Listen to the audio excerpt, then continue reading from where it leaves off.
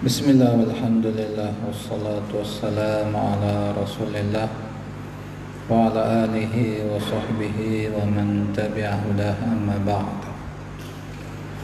Kita masuk kepada tanda nasbun yang kelima, yaitu hazfun nun.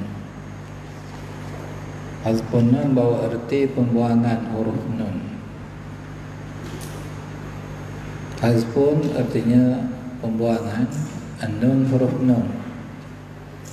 Dahulu kita telah pun belajar di dalam bab tanda-tanda raf'un, nun merupakan salah satu daripada tanda raf'un. Nun merupakan tanda raf'un bagi apa, Haris?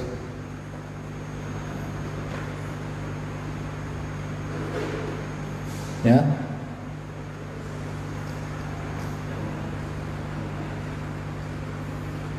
Jamak muannas salim.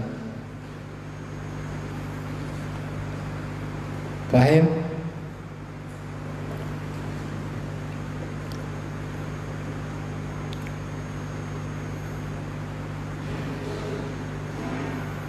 Soalan mudah je ni.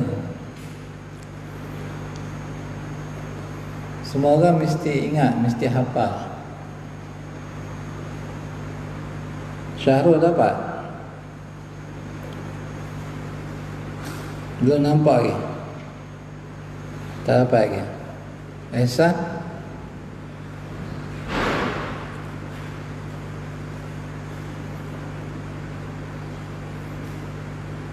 Abu Uwais?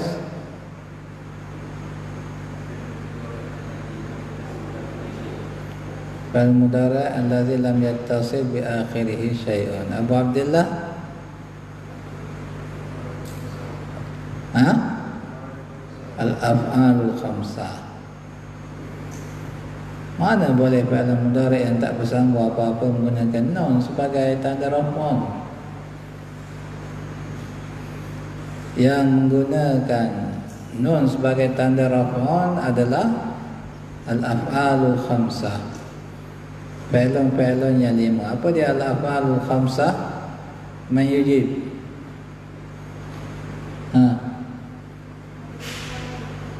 Ya? Apa dia? Irfa' sautak. Ha? Ha? Mada qad? Dia kata apa? Ha? Ha? Yadribani. Itu satu je. Kita nak lima. Bagi definisi pengertian yang ringkas. Ya.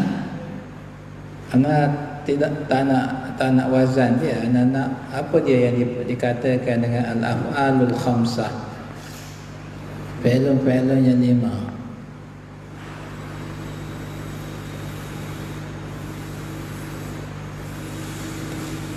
Tafadhal.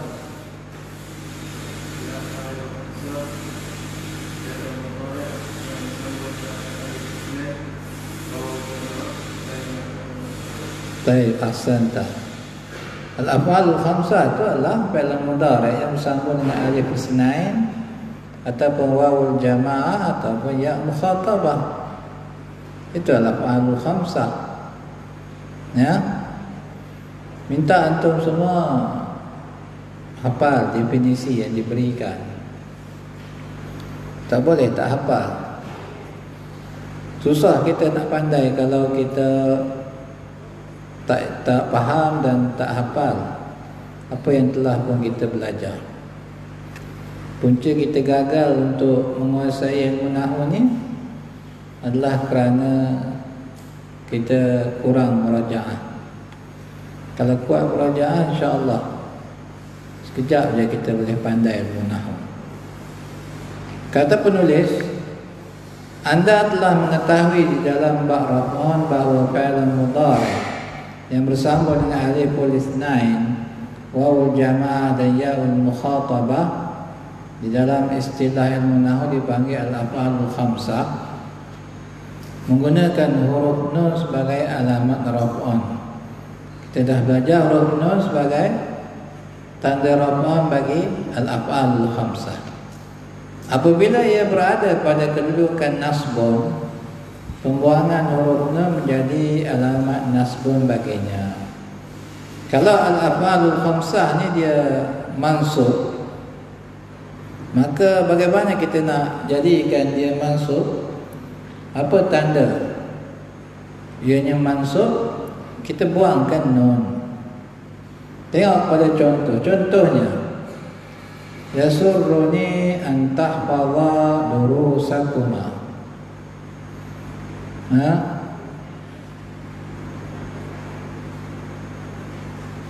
Yasurruni an tahfaza durusakuma. Hafalan kamu berdua terhadap pelajaran kamu mengembirakan aku. Ataupun boleh kita katakan, mengembirakan aku, kamu menghafal pelajaran kamu. Mana fi'il mudhari' di sini? Mana fi'il mudhari' di sini, Ihsan?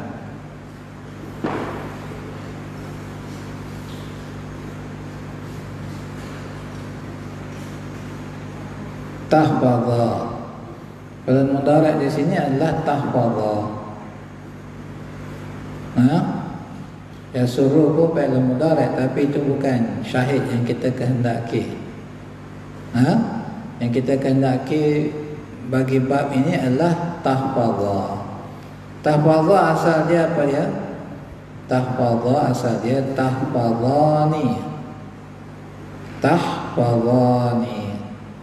Di sini dia mansub kerana dimasuki oleh huruf nasab, iaitu an. Bila dimasuki oleh nasib, maka kita buangkan nun. Jadilah dia tahfadha. An tahfadha. Nunnya dibuangkan. Nun dibuangkan. Faham semua? Kemudian contoh yang seterusnya, yu'jibuni an tasbiru 'alal masaib. Kesabaran kamu terhadap musibah mengagumkan aku. Ataupun mengagumkan aku, kamu bersabar dengan musibah. Boleh belakalah. Yang dikehendaki di sini syahidnya adalah tasbiru. Tasbiru asalnya adalah tasbiruna. Asalnya tasbiruna. Kemudian dibuangkan huruf nun kerana dimasuki oleh an. An merupakan sebahagian daripada nawasibul mudhari'. Perkara-perkara yang menjadikan fi'il mudhari' mansub. Jadi an tasbiru. Kita buangkan huruf nun. Contoh yang ketiga, yu'limuni an tarfa'i sawtaki amama abawaiki. Perbuatan kamu meninggi suara di hadapan ibu bapa kamu amat menyakitkan aku. Ataupun menyakitkan aku, kamu meninggikan suara kamu di hadapan kedua ibu bapa kamu. Sekarang ini mana syahidnya? Syahidnya adalah tarfa'i. Asalnya tarfa'ina. Asal dia adalah tarfa'ina. Kemudian dibuangkan nun kerana dimasuki an. Tengok buku. Jadi kalau guru baca, kita tengok buku, baru kita boleh ikuti dengan baik. Jangan pandang kiri, pandang kanan. Jadi kata dia, kalimah tahfadha, tasbiru dan tarfa'i merupakan fi'il mudhari' yang bersambung dengan aliful isnain bagi contoh yang pertama. Contoh pertama bersambung dengan aliful isnain. Wawul jamaah bagi contoh yang kedua. dan ya'ul mukhatabah bagi contoh yang ketiga. Kesemua kalimah ini berada pada kedudukan nasbun kerana ia didahului oleh nasib iaitu an. Kerana ada an sebelum dia. Kemudian alamat nasbun bagi kalimah ini adalah pembuangan huruf nun. Sebagaimana yang anda ketahui, huruf nun tersebut merupakan alamat raf'an. Jadi bila dia mansub dimasuki oleh nawasib, maka jadi dibuangkan nunnya. Baik. Perhatikan kepada perubahan di bawah. Tahfazani masuk-an jadi antahfaza. Tasbiruna jadi antasbiru. Tarfa'ina jadi antarfa'in. Untuk menambahkan lagi kepahaman kamu, antum tengok apa yang disebutkan di situ. Anda pernah belajar nahu? Pernah? Sampai mana dah? Belajar kitab apa?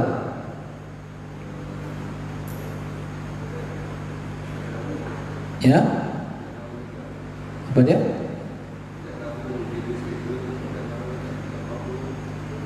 Kita nahu? Tak dengar? Tak ada buku khusus? Ada? Tak tahu nama apa? Buku bahasa Arab? Baik.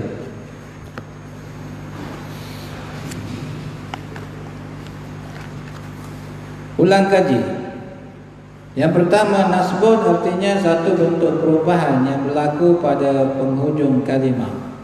Tandanya adalah baris atas yang dipanggil dalam bahasa Arabnya fathah, atau apa yang menggantikan baris atas.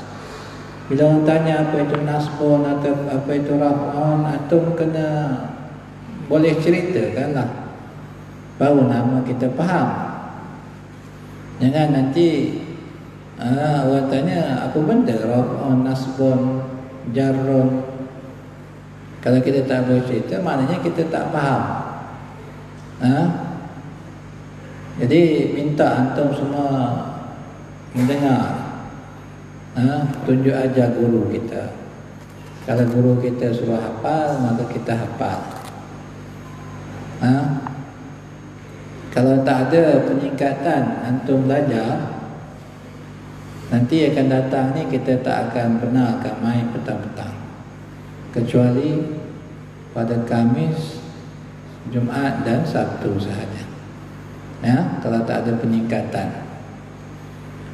nak manfaatkan masa untuk belajar. Jadi kata dia, itu definisi bagi nasbun. Kemudian nasib pula apa? Ada nasbun, ada nasib, apa benda ni? Nasib artinya perkara yang menjadikan kalimah yang lain berada pada kedudukan nasbun. Dia dipanggil dengan nasib. Yang menjadikan fi'il mudhari' itu mansub dipanggil nasib. Istilah-istilah ni kena faham lah. Bila antum buka buku Arab, maka mudah untuk antum memahaminya. Kalau baru nak faham apa itu nasib, apa itu nasbun, apa itu mansub, maka ianya akan menyukarkan antum untuk belajar buku-buku Arab ni tadi. Nasib yang dia nawasib, Kemudian apa dia nawasib? Nanti kita akan belajar perkara-perkara yang menjadikan fi'il mudhari' mansub. Dia akan ceritakan pula nanti. Yang ketiganya, mansub adalah istilah bagi kalimah yang berada pada kedudukan nasbun. Kalimah yang berada pada kedudukan nasbun digelar mansub. Contoh macam kita bacakan tadi, antahfaza, tahfaza fi'il mudhari' mansub. Fi'il mudhari' mansub. Kita kata dia mansub. Seperti kalau kita kata tahfazani fi'il mudhari' marfu'. Ya. Jadi kalimah yang berada pada kedudukan nasbun dipanggil mansub. Kemudian yang keempatnya, alamat atau tanda nasbun ada 5, yaitu fathah, huruf alif, kasrah, huruf ya, dan pembuangan huruf nun. Kalimah-kalimah yang menggunakan fathah sebagai alamat nasbun adalah ismu mufrad, jam'u taksir, dan fi'il mudhari'. Ini ulang kaji ini kalau antum baca betul-betul dan ingat betul-betul, maka insya-Allah ianya akan menjadikan antum faham ilmu nahwu ni. Tapi kalau yang ini antum masih lagi tak dapat, maka sukar untuk antum faham ilmu nahwu. Benda ini mudah aja. Ini bergantung pada kesungguhan masing-masing. Yang keenam, kalimah yang menggunakan huruf alif sebagai nasbun adalah, sebagai alamat nasbun adalah al-asma'ul khamsah. Ingat apa pengertian al-asma'ul khamsah. Yang ketujuh, kalimah yang menggunakan kasrah sebagai alamat nasbun adalah jam'ul muannas salim. Yang kedelapan, kalimah yang menggunakan huruf ya sebagai alamat nasbun adalah mutsanna dan jam'u mudzakkar salim. Yang kesembilan, kalimah yang menggunakan pembuangan huruf nun sebagai alamat nasbun adalah fi'il mudhari' yang bersambung dengan aliful isnain, wawul jamaah, dan ya'ul mukhatabah. Ya, carta itu antum lihat sendiri. Dan kita masuk kepada pasal yang ketiga, iaitu tanda-tanda jar ataupun jarun tu sebut dia dengan tanwin lah. Tanda-tanda jar. Bila nak sebut jar dengan jarun tu maknanya sama ya. Kita berpindah kepada masalah yang seterusnya yang berkaitan dengan jar. Apa dia jar? Ya. I'rab terbagi kepada berapa? 4. Jenisnya i'rab. Yang pertama dia raf'un, yang kedua nasbun, yang ketiga jarrun. Sekarang kita masuk yang ketiga, jarrun. Kata penulis, bentuk perubahan yang ketiga dalam i'rab adalah jarrun. Anda telah pun mempelajari makna jarrun di dalam bahasa, di dalam bab i'rab. Anda juga telah mengetahui bahawa jarrun merupakan perubahan yang berlaku pada ismun sahaja. Tidak ada fi'lun yang majrur. Tak ada fi'lun yang majrur. Hanya ismun sahaja yang majrur. Jarrun mempunyai 3 tanda. Jarrun mempunyai 3 tanda. Anda boleh mengetahui bahawa sesuatu ismu berada pada kedudukan jarrun dengan wujudnya. Salah satu daripada tanda-tanda tersebut, ianya adalah yang pertama, baris bawah. Kenapa nombor 4 tu? Salah cetak kan? Ya? Salah cetak. Tanda jar ada berapa? Ada 3. Yang pertama kasrah, ini merupakan tanda yang asal. Yang keduanya huruf ya, dan yang ketiganya fathah. Ingat ya? Betul kan itu? Yang salah tu 4, 5, 6 nombor tu salah tu, betul kan? Ya? Baik. Kasrah semua dah tahu. Maknanya baris bawah. Kemudian huruf ya, kemudian fathah. Fathah baris atas. Akhirnya kita ambil satu dahulu. Kita ambil satu dahulu, yaitu kasrah ataupun baris bawah. Kasrah merupakan tanda asal bagi jar. Kalimah-kalimah yang menggunakan kasrah sebagai alamat jar adalah ismul mufrad yang munsharif. Ismul mufrad yang munsharif. Anda tahu mana ismul mufrad? Ismul mufrad tahu? Tak tahu. Baik.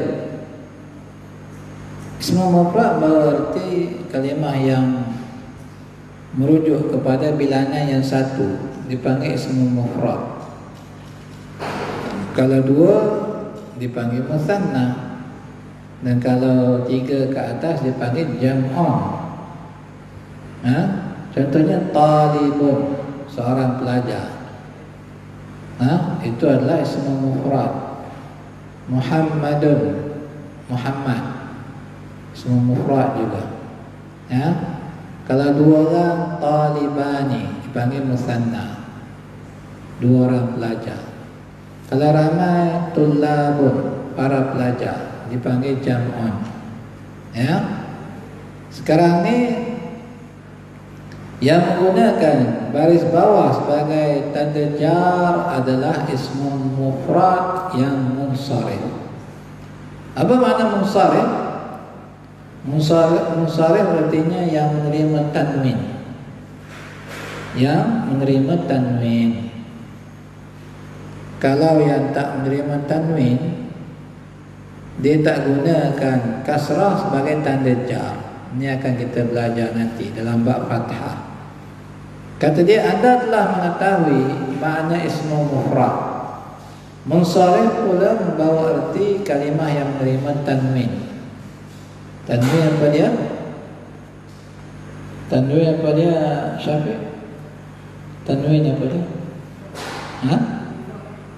Mufrad. Tanwin baris dua. Kita belajar tajwid. Tak belajar? Ustaz belajar tajwid? Tak? Apa dia? Waktu belajar? Cikgu.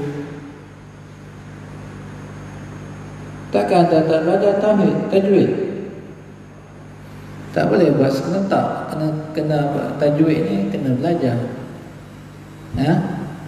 Sepatutnya buat waktu lain. Anda belajar apa waktu tu? Bahasa Arab.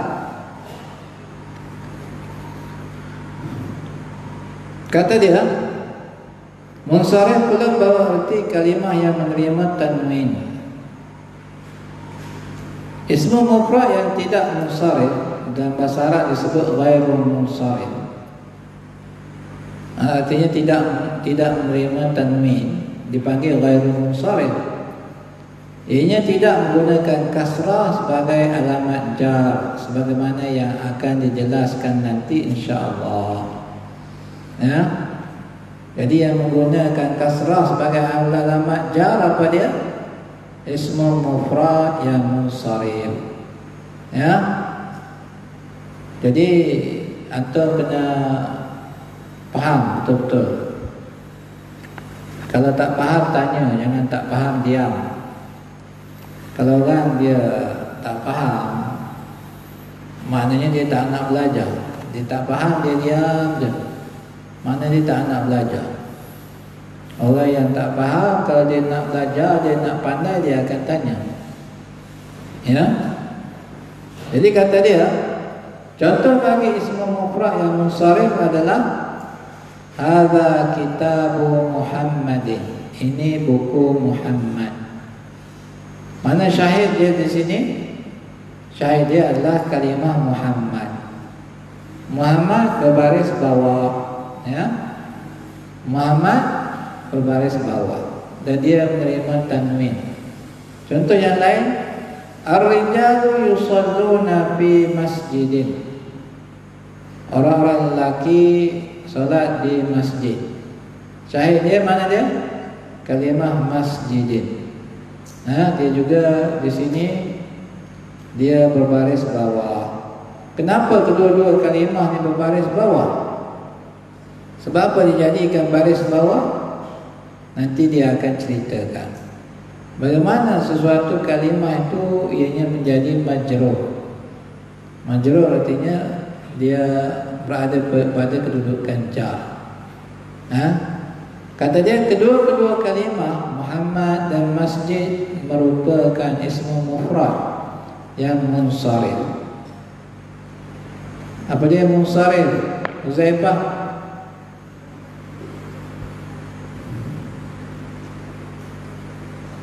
Baru lagi Ustaz cerita. Apa dia munsharif? Bukan tengok buku.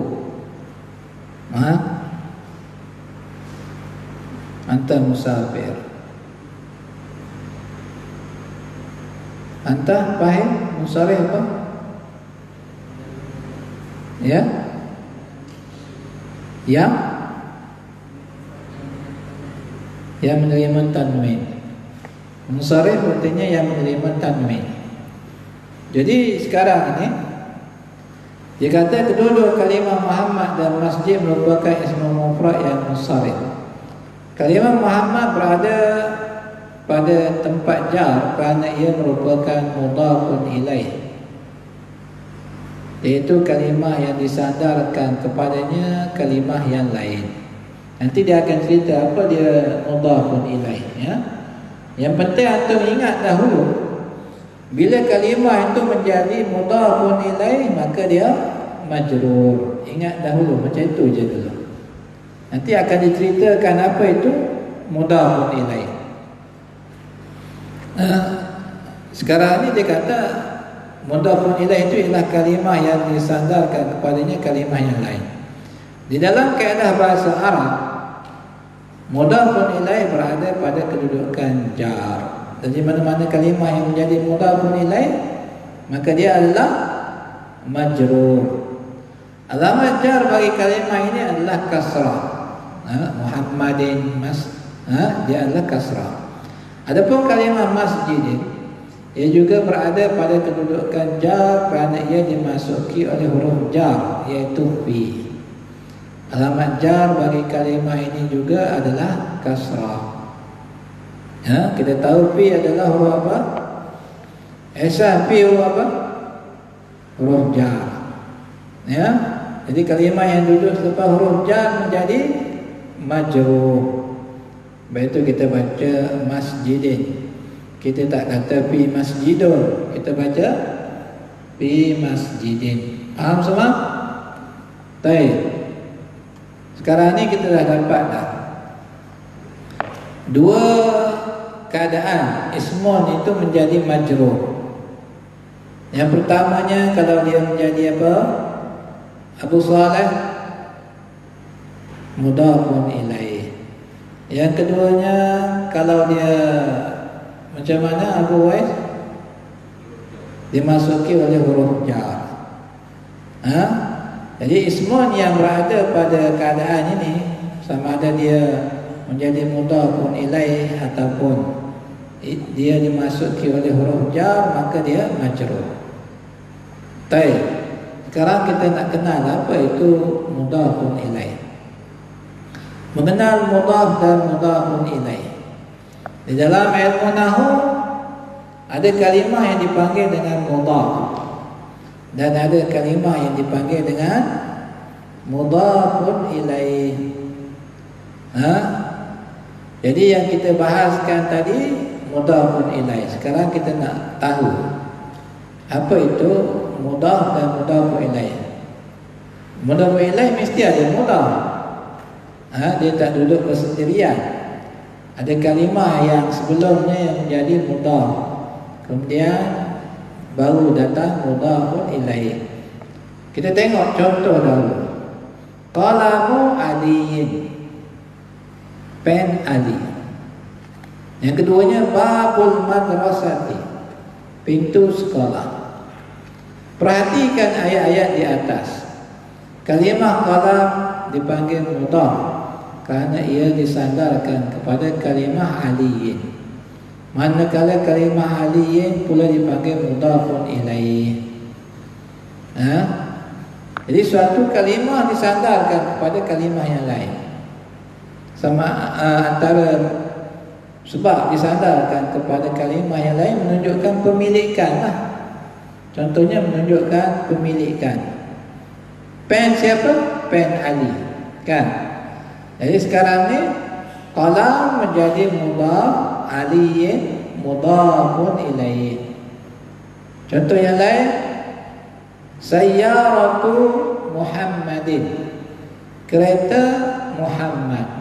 Sayyarah jadi apa? Mudhaf.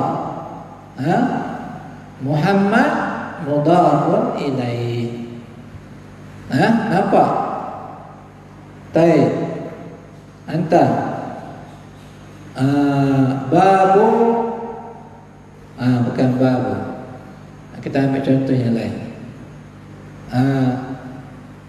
Sariru al-madrasati. Sariru jadi apa?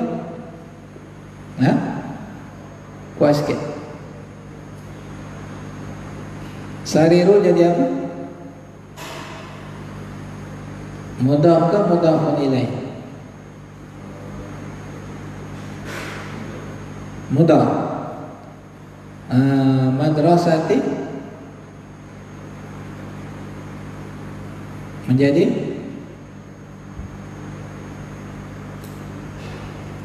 mudhafun ilaih, ya. Mudhafun ilaih. Satu kalimah disandarkan kepada kalimah yang lain. Antara maknanya menunjukkan apa dia? Pemilikan. Pen ini milik Ali. Kita kata qalamu aliyin. Pen Ali. Rumah ini milik Muhammad. Baitu Muhammadin. Ya. Jadi yang depan tu dipanggil mudhaf, yang belakang dipanggil mudhafun ilaih dalam istilah ilmu nahwu. Mudhafun ilaih semestinya majrur. Adapun mudhaf dia mengikut kedudukan dia dalam ayat. Boleh jadi dia marfu', boleh jadi dia mansub, dan boleh jadi juga dia majrur. Dia tak ada i'rab yang khusus, kedudukan yang khusus. Mudhafun ilaih saja yang mesti majrur. Kata dia, perhatikan ayat-ayat di atas. Kalimah qalam dipanggil mudhaf kerana ia disandarkan kepada kalimah Ali. Manakala kalimah Ali pula dipanggil mudhafun ilaih. Begitu juga kalimah babun adalah mudhaf kerana ia disandarkan kepada kalimah madrasah. Kalimah madrasah dipanggil mudhafun ilaih. Contoh lagi mudhafun ilaih yang biasa kita guna pakai adalah apa? Kalimah abu dengan disandarkan kepada nama orang. Contohnya apa? Abu Talha, Abu Hamzah, Abu apa-apa. Jadi Abu itu adalah mudhaf. Yang belakang itu adalah mudhafun ilaih. Ya, adalah mudhafun ilaih. Nampaklah apa itu mudhafun ilaih? Syarih nampak? Baik, kalau anak kata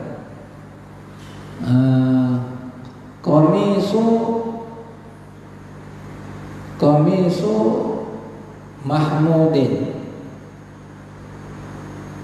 baju Mahmud. Mana mudhafun ilaih?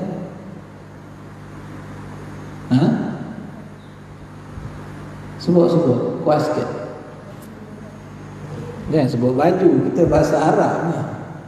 Qamis mudhaf. Orang bahasa Malaysia tak ada mudhaf ilaih ya. Ini bahasa Arab saja. Qamisu mudhaf. Mudhaf ilaih mana? Mahmudin. Ya. Baik. Sekarang kita masuk yang keduanya. Yang menggunakan baris bawah sebagai tanda jar. Yang keduanya adalah jam'u taksir yang munsharif. Jam'u taksir munsharif. Semua dah tahu makna jam'un dan makna taksir dan makna munsharif. Baik. Apa makna jam'un? Ihsan.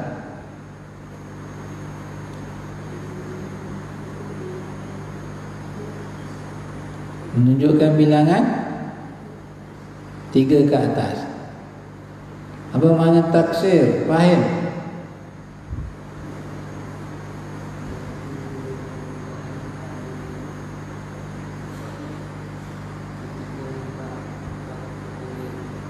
Berlaku perubahan pada mufrad bila ditukarkan kepada jam'un. Contohnya,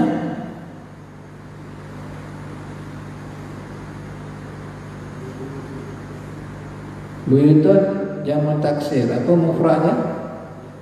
Baitun. Baitun sebuah rumah bila ditukarkan kepada jam'un jadi buyutun. Jadi ini dipanggil dengan jam'u taksir. Taksir artinya berpecah, artinya berlaku pecahan pada kalimah mufrad ni tadi. Berubah bila ditukarkan kepada jam'un. Ya. Ini dimaksudkan dengan perubahan itu sama ada berlaku penambahan bilangan huruf ataupun pengurangan, dan juga berlaku perubahan pada baris-baris yang ada pada kalimah mufrad ni tadi. Nanti rujuk semula. Jadi kata dia, tak ada buku, nanti cari bukunya. Seperti ismu mufrad yang munsharif, jam'u taksir yang munsharif juga menggunakan kasrah sebagai alamat jar. Contohnya, marhaban birijalin kiram. Selamat datang lelaki-lelaki yang mulia. Kemudian nazartu ila jibalin, saya melihat kepada bukit bukau. Jadi sekarang ni kata dia kalimah rijal, kiram dan jibal merupakan jam'u taksir yang munsharif. Kalimah rijal dan jibal. Rijal apa mufrad dia? Anta ya Harif, rijal apa mufrad dia? Rajulun, bukan rijlun. Bukan. Kiram apa mufrad dia, Abu Wais?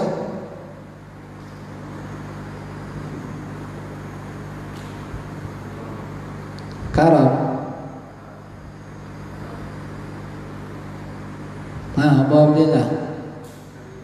Ya, anak tembak-tembak anak tak mau. Karimun. Anta karimun. Kalau seorang, kamu seorang yang murah. Kalau ramai, antum kiram. Ya, kalau ramai. Jibalan apa mufrad dia?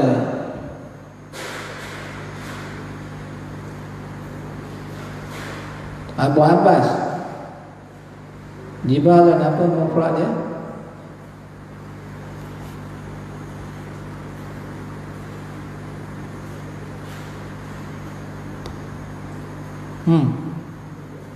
Ya? Kuat sikit. Jabalun, jibal. Ya. Jadi kata dia, kalimah rijal dan jibal berada pada kedudukan jarun kerana ia dimasuki oleh huruf jar, iaitu ba. Birijalin. Ya. Ila begitu juga huruf ba pada contoh yang pertama dan ila pada contoh yang kedua, iaitu huruf jar kan ya. Jadi bi huruf jar, ila huruf jar. Kalimah selepasnya menjadi majrur. Ya. Kemudian kalimah kira pula majrur kerana ia merupakan sifat bagi kalimah yang majrur, iaitu rijal. Jadi kita dah ceritakan dahulu kalimah yang menjadi sifat pada kalimah yang lain. Tahu sifat semua? Tahu sifat? Tak tahu sifat? Sifat tu macam cantik, rajin, mulia, malas, itu semua sifat lah. Ya. Jadi kalimah yang menjadi sifat, dia akan mengikut kalimah yang sebelumnya dari segi i'rabnya. Ya. Kalau sebelum dia baris bawah, dia pun baris bawah. Kalau sebelum dia baris depan, dia pun baris depan. Ataupun kita sebut kalau sebelum dia majrur, dia pun majrur. Sebelum dia marfu', dia pun marfu'. Jadi itu i'rab bagi kalimah yang menjadi sifat kepada kalimah yang lain. Kita akan belajar nanti dalam bab tawabi'. Ya. Alamat jar bagi kalimah-kalimah ini adalah kasrah. Semuanya menggunakan kasrah. Jadi yang pertamanya adalah ismul mufrad yang munsharif, yang menggunakan kasrah sebagai tanda jar. Yang kedua jam'ut taksir yang munsharif. Kena kita habiskan. Yang ketiganya adalah jam'u muannas salim. Kalimah yang menggunakan kasrah juga sebagai tanda jar adalah jam'u muannas salim. Semua dah tahu apa makna dia. Anda telah pun mempelajari bahawa jam'u muannas salim menggunakan dhammah sebagai alamat raf'an dan kasrah sebagai alamat nasbun. Apabila ia berada pada kedudukan jar, ia menggunakan kasrah sebagai alamatnya seperti pada kedudukan nasbun. Kita tahu itu dah belajar dalam bab nasbun. Jam'u muannas salim akan gunakan apa sebagai tanda nasbun? Kasrah. Contohnya al-muslimatu, masuk inna jadi innal muslimati. Ya, dia guna kasrah. Begitu juga kalau dia majrur, dia gunakan tanda yang sama, iaitu kasrah juga. Ya, contohnya apa? Jalasatil ummu ma'a fatayatin muaddabatin. Si ibu juga bersama gadis-gadis yang beradab. Jadi sekarang ni mana syahid dia? Fatayat, muaddabat. Ini adalah jam'u muannas salim. Jadi kita tahu bahawa kalimah yang berada selepas ma'a akan menjadi apa? Mayujib. Kalimah yang berada selepas ma'a bersama, ma'a yang bawa makna bersama tu, dia akan jadi apa? Mudhafun ilaih. Ingat ya, kalimah yang terletak selepas ma'a dia akan jadi mudhafun ilaih. Dan mudhafun ilaih kita tahu dia adalah majrur. Ya, sebab itu kita baca ma'a fatayatin. Kita tak baca fatayatun, dia jadi fatayatin. Contoh yang seterusnya, radiyatil mudarrisatu an talibatin muhadzabatin. Guru perempuan tersebut redha, artinya dia senang dengan siapa? Murid-murid yang bersopan santun. Mana syahidnya di sini? Talibatin muhadzabatin.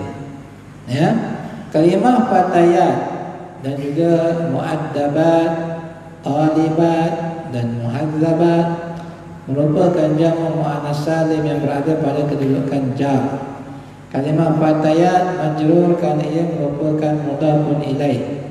Manakala kalimah muaddabat majrur kerana ia merupakan sifat bagi fatayat. Adapun kalimah talibat ia menjadi majrur kerana dimasuki oleh huruf jar, iaitu an huruf jar kan. Manakala kalimah muhadzabat menjadi majrur kerana ia merupakan sifat bagi talibat. Alamat jar bagi kalimah-kalimah ini adalah baris bawah ataupun kasrah. Nampak semua? Jadi kita jangan kata kita jangan keliru tentang tanda jar bagi jamu muannas salim dan juga tanda nasbun bagi jamu muannas salim. Ya, ingat. Jangan kata innal mu'minata. Dia tak pakai mu'minata, dia mu'minati. Kalau dia masuk baris bawah, majrur pun baris bawah. Ya. Jadi antum baca ataupun tengok sendirilah carta tentang tanda jar itu. InsyaAllah hari esok kita akan masuk kepada tanda yang kedua, iaitu huruf ya. Kita masuk pada hari esok insyaAllah.